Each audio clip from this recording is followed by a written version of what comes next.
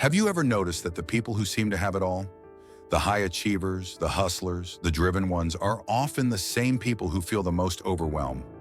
The world applauds their work ethic, their discipline, their ambition. But behind the highlight reel, there's exhaustion, burnout, and pressure that never seems to stop. Here's the paradox. Success can be as heavy as failure. Chasing it without wisdom can leave you with trophies on your shelf and emptiness in your soul. And this is why high achievers need Stoicism. Not as a history lesson, not as abstract philosophy, but as a survival kit passed down from the ancients. The ancients knew ambition. Marcus Aurelius ruled an empire. Epictetus taught resilience from the chains of slavery. Seneca navigated wealth, politics, and betrayal. They were not dreamers in ivory towers. They were warriors of life facing pressure just as crushing, if not more, than what we face today. This video is your map through their wisdom. Stoicism for high achievers, drawn straight from the ancients. We're going to uncover 5 timeless lessons. Control what you can. Release what? You can turn obstacles into opportunities. Balance ambition with presence. Redefine success by virtue, not applause. Build resilience through daily reflection. If you're ready to sharpen your mind, steady your emotions, and reclaim your focus, then stay with me because this is how the ancients teach high achievers to achieve without losing themselves.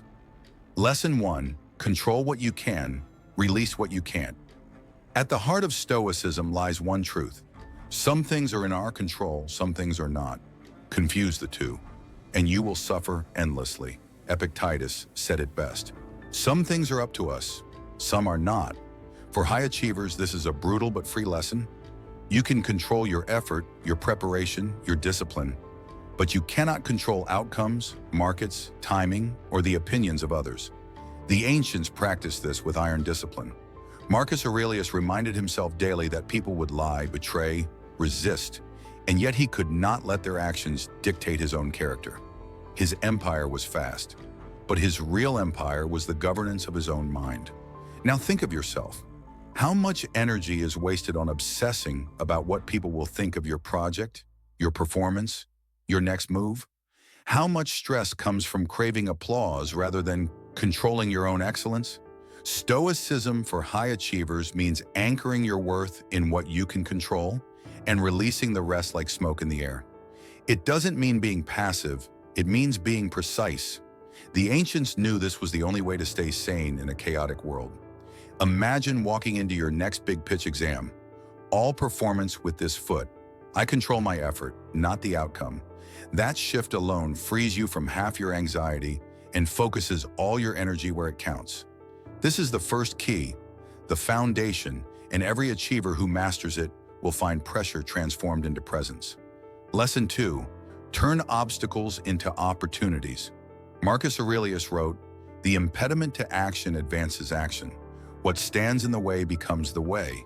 High achievers face wolves daily. Funding rejections, failed launches, injuries, unexpected crises. Most see these as disasters, but the Stoics saw them as raw material. Seneca reminded us, fire tests gold, adversity tests the brave. The ancients taught that the obstacle is not separate from the path. It is the path for the ambitious. This is a superpower. That rejection letter, it frees you to refine your craft. That competitors rise, it forces you to sharpen your strategy. That failure, it humbles you into growth. Think of elite athletes. They don't stop when resistance hits. They lean into it, the weight that resists. Your muscle is the same force that builds it. Stoicism for high achievers is this mindset. Adversity is fuel, not a dead end. The ancients knew that no empire, no legacy, no philosophy is forged in comfort. It is forged in fire. High achievers today must remember the same. The obstacle is not your enemy. It is your ally in disguise. Lesson 3, balance ambition with presence. Ambition without stillness is poison. It drives you forward, but never lets you arrive. Marcus Aurelius, Emperor of Rome, reminded himself constantly to confine yourself to the present. Why? Because even as emperor, he knew ambition could consume him. Make him live everywhere. But here, high achievers know this trap well. The next promotion, the next milestone, the next number, always ahead, never here. Gratitude dies, joy fades. Life slips away in the chase. But the ancients whisper, slow down, not stop, not quit, but balance. Work fiercely, but breathe deeply. Strive for excellence, but savor the moment. Stoicism for high achievers means living like the archer Marcus described. You pull the bow with all your strength, but once the arrow flies, you release attachment. You live in the act, not the applause. Ambition anchored in presence is not weaker. It is sharper because presence focuses you, studies you, and prevents burnout. The ancients remind us the future is not promised. The past is gone. The only battlefield you hold is now. And that is where the true achiever must learn to stand. Lesson 4. Redefine success by virtue, not applause. What is success? Most high achievers define it by numbers, titles, money, followers, awards. But the ancients stripped this illusion bare. Marcus said, just that you do the right thing, though, rest does not matter. Epictetus told his students, your wealth, your status, even your freedom, are externals and different. What matters is your virtue, your choices, your character. You're a discipline. Stoicism for high achievers flips the script. Success is not applause. It is alignment. Did you act with courage when it was hard? Did you treat others with justice when no one was watching? Did you choose wisdom over impulse, temperance over indulgence? This redefinition saves you because applause is fragile. It comes and goes, but virtue is forever. If you build success on applause, you will collapse the moment it fades. If you build it on virtue, you will stand even in silence. The ancients lived this. Cain was exiled, stripped of wealth, but his letters remain eternal. Marcus was forgotten by crowds, but his meditations whisper across millennia. Fame fades. Character echoes for high achievers. This is the anchor. Redefine success, not as did they praise me, but was I true to myself? That is the only scoreboard that cannot be taken. Lesson 5. Build resilience through daily reflection. Every Stoic practiced for affection morning and night, because they knew the mind must be trained like the body. Marcus Aurelius wrote meditations not for us, but for himself to remind, to correct, to strengthen. Seneca ended each day reviewing his choices, asking, what did I do well? Where did I falter? How can I improve? For high achievers, this is non-negotiable. You cannot sustain peak performance without reflection. Otherwise, success becomes mechanical, unconscious, empty. Daily reflection does 3 things.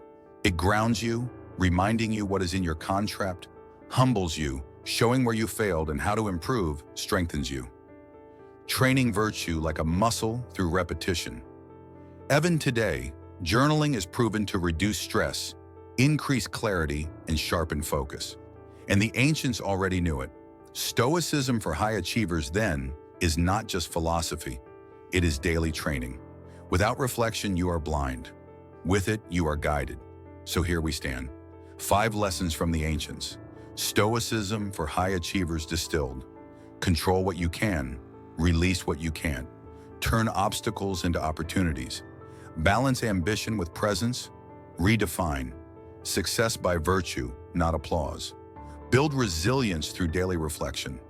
The ancients lived under pressures unimaginable, and yet their wisdom still applies, perhaps more now than ever, because high achievers today live under pressures no less fierce. Constant competition, endless comparison, the weight of ambition. Stoicism for high achievers is the bridge across time. The way the ancients guide us back to sanity, to strength, to balance. So here is the challenge. Don't just admire their words, practice them. Pick one lesson today, whether it's journaling, redefining success, or letting go of what you can't control and live it. Because the ancients do not live in dusty scrolls. They live in your actions.